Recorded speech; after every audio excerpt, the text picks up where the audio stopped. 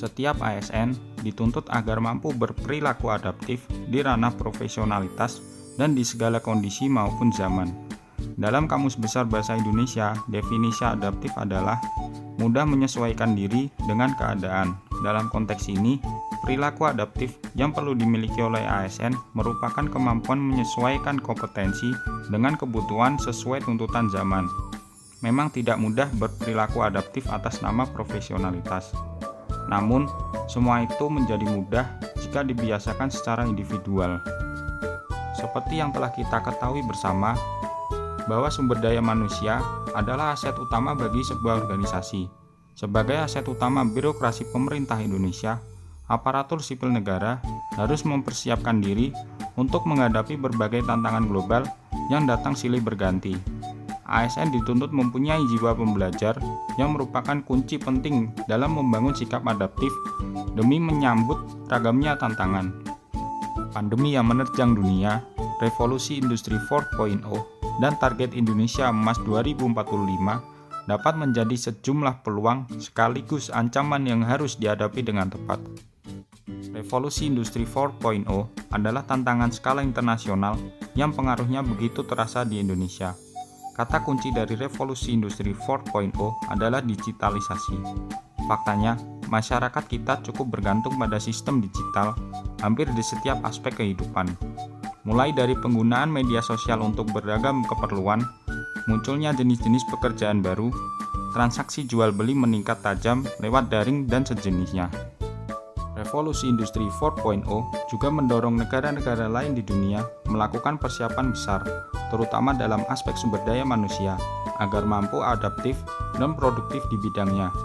Hal ini sebetulnya sejalan dengan target pemerintah yang hendak menjadikan Indonesia sebagai megatrend dunia dalam mengusung Indonesia Emas 2045. Mulai dari mempersiapkan sumber daya manusia yang cakap di bidang ilmu pengetahuan dan teknologi, membangun ekonomi berkelanjutan, pembangunan infrastruktur yang merata, hingga memperkuat tata kelola pemerintahan dan ketahanan nasional.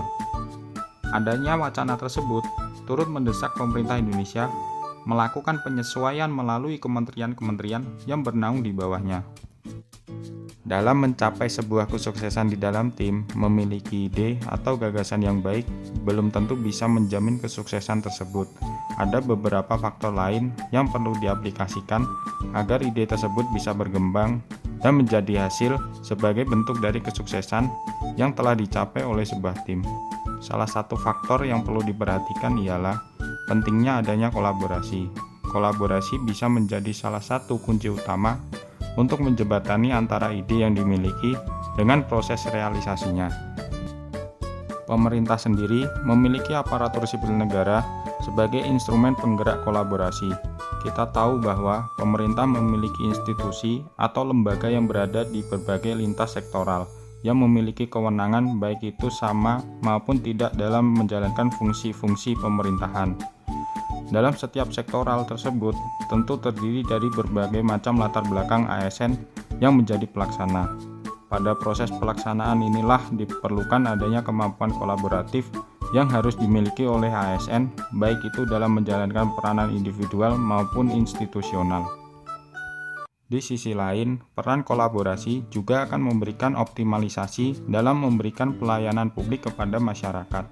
Sebagai contoh, pelayanan informasi publik kepada masyarakat khususnya permohonan informasi. Di dalam memenuhi permohonan tersebut, seorang ASN yang bertugas sebagai pelayan informasi tentu harus memainkan fungsi kolaborasi dengan divisi atau bagian lain agar informasi yang dibutuhkan oleh masyarakat bisa dilayani dengan prima. Seperti yang telah kita ketahui bersama, ASN sebagai abdi negara harus mampu menghadirkan fungsi pelayanan yang optimal kepada masyarakat. Dengan implementasi pelayanan yang optimal, tentu akan memberikan dampak yang positif bagi pemerintah secara umum maupun secara khusus bagi institusi, sehingga program-program yang digulirkan oleh pemerintah nantinya bisa diapresiasi oleh masyarakat dengan baik.